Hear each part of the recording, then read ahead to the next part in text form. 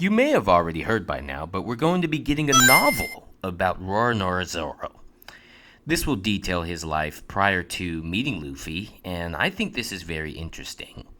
This will probably be one of the more sought after stories because Ace's novel was actually pretty insightful about his adventures.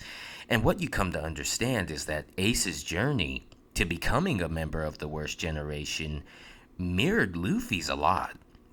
And we got a little insight into Teach and Ace's time on Whitebeard's crew, and this was invaluable information. We could probably expect that we will not learn about Zoro's parents, but his beginnings will no doubt be a good read.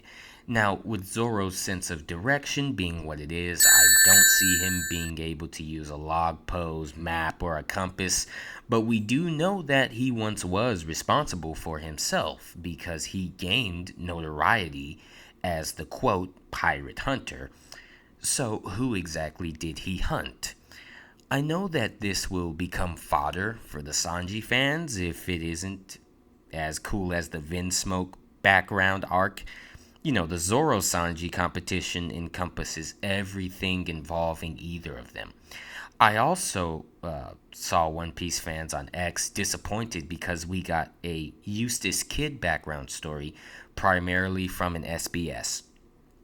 And what we read in that SBS was probably the most stupendous backdrop of the story. For those of you who haven't read it, it is worth a read because Kid's appearances are lighthearted and it blew me away just how dark and gloomy his background story was.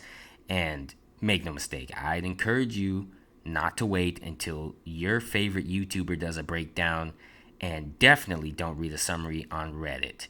It's important that you read this Zoro novel from beginning to end in its entirety, okay?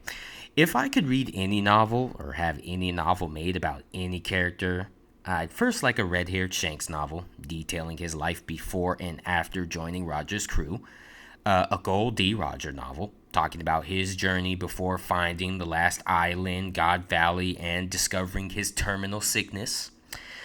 Probably a Kobe novel.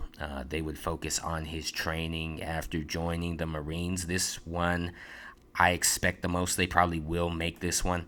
And finally, the one I definitely pay an undisclosed amount of money to read would be about Kaido's right-hand man, King the Lunarian.